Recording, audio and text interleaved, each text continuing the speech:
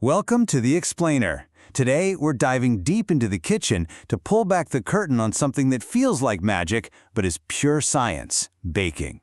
We're going to find out what actually turns simple flour, sugar, and eggs into those delicious treats we all love. You know the feeling, right? We've all been there. You follow a recipe perfectly, down to the last gram. You set the timer, maybe even say a little prayer to the oven gods, and what do you get? A total disaster. So what gives? How does one bake turn into this perfect, fluffy masterpiece, and the very next one ends up as a dense, crumbly hockey puck? It's the same recipe. What is the missing piece here? Well, the answer isn't some kind of magical baker's touch. Nope. It's all science. It's chemistry and physics, and it's all happening right there in your mixing bowl and inside your oven. So today, we are turning your kitchen into a lab to really get behind the secrets of your favorite baked goods. Okay, so here's our game plan. We'll start with the baking equation, then get into the magic of leavening, how to build structure with binders, the science of heat in the oven, flavors, chemical reactions, and finally, how you can turn your kitchen into your own personal lab. All right, first things first. Let's totally reframe how we think about a recipe. It's not just a list of steps. It's really a formula. Yeah, every single ingredient has a very specific job to do. Think of them like a team. You've got flour for structure, fats for tenderness, sugar for sweetness and moisture, and leaveners to give it that lift. Once you get what each one is supposed to do, that's when you can start troubleshooting, or even better, start creating your own recipes from scratch. So let's talk about getting that perfect rise. You know, that light, airy texture we're all aiming for? That all comes down to leavening. So what exactly is a leavening agent? Well, think of them as the power lifters in your batter. They're what create all those tiny gas bubbles. Those bubbles then get trapped and expand like crazy when they hit the heat of the oven, and poof! That's what gives your cakes and breads that amazing lift and soft structure. Now, this is something that trips a lot of people up.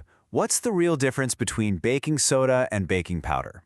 Well, it's pretty simple actually. Baking soda is just a base. It's pure sodium bicarbonate. For it to work, it has to have an acid in the recipe, something like buttermilk or lemon juice, to get that chemical reaction going. But baking powder, that's the convenient all-in-one version. It's got the baking soda plus a powdered acid already mixed in. So you just add liquid and heat, and you're good to go. Okay, so we've got the lift, we've got the air bubbles, but what holds it all together? You need some kind of structure to trap all that air, otherwise it's just going to collapse. In traditional baking, that structure comes from gluten. The moment you mix flour with water, two proteins link up and form this incredible, stretchy, elastic network. It's basically a net that catches and holds all those gas bubbles from the leaveners. That's what gives bread its classic chew and cakes their form. But what if you're baking without gluten? Or without eggs? Now, this is where kitchen chemistry gets super creative. Because without that gluten network, or the binding power of eggs, your beautiful bake can end up a crumbly mess. Like literally desert sand. You've got to get creative and find other ways to build that structure. And this challenge has led to some absolutely brilliant solutions. Who would have thought? The leftover water from a can of chickpeas, that's called aquafaba, can be whipped into a flawless meringue. Or you can grind up some flax or chia seeds, mix them with water, and you get this perfect gel-like binder for things like brownies and cookies. It's amazing. Each one has its own special trick. And it's not just about replacing eggs either. When you start exploring the world of gluten-free flours, things like almond, coconut, oat flour, it just opens up this incredible new dimension of flavors and textures. Your pantry really does become this awesome lab for experiment. Okay, batter's mixed, it's ready. Now for the most transformative part of the whole process, the oven. This is where physics completely takes over. So inside that hot box, there are three things happening at once. You got conduction, which is the heat traveling directly from the pan into your batter. Then there's convection, that's the hot air circulating all around, cooking everything evenly. And finally, you have radiation, which are these energy waves that cook the food without even having to touch it. And to really understand this, a group of physicists actually did a study on how to make the perfect molten chocolate cake. Seriously.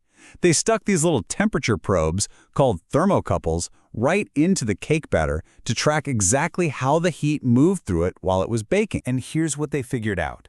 The heat moves in from the outside, from the edge of the pan, toward the cooler center. This process is called thermal diffusion. It cooks the outside of the cake into a solid crust, but leaves that delicious liquid core untouched. So that gooey center you love, that's not an accident, it's physics. By controlling your oven temp and your baking time, you are literally controlling the rate of diffusion to get that perfect result. All right, last but definitely not least, let's talk about flavor. I mean, that golden brown delicious look, that incredible smell that fills the whole house. Where does that come from? Well, it all comes down to one absolutely magical chemical reaction. Say hello to the Maillard reaction. This is the big one. It's a chemical reaction that happens between amino acids, from proteins, and sugars when they're heated up. Now, this is not the same as burning or caramelizing. It is a completely unique process that creates hundreds of new flavor compounds. It's responsible for the crust on bread, the sear on a steak, the rich notes in roasted coffee. It is the secret to so much deliciousness. And the best part is, you can totally control this reaction to make your food even more delicious. Here's how. First, get your surfaces as dry as you can. Moisture creates steam, and steam is the enemy of browning. Second, you can use something like an egg or milk wash. That adds extra proteins and sugars to kickstart the reaction. And finally, get that temperature right. The sweet spot for the Maillard reaction is between about 280 and 330 degrees Fahrenheit. So let's bring this all home. The big takeaway here is that once you understand the why behind a recipe, you are in control. You're not just a cook blindly following instructions anymore. You're a scientist. The physicists who studied that chocolate cake put it perfectly. They said, every recipe is an experiment, and that an intrepid cook can explore variations through careful experimentation. That's what this is all about. You're not just baking. You're playing with elasticity. You're controlling diffusion. You're engineering chemical reactions. You are a scientist in your own kitchen. So now you know the science. You're armed with the knowledge to figure out why your last cake was a flop, to innovate with new ingredients, and just bake with so much more confidence and creativity. The tools are all yours. So really, the only question left is, what are you going to create?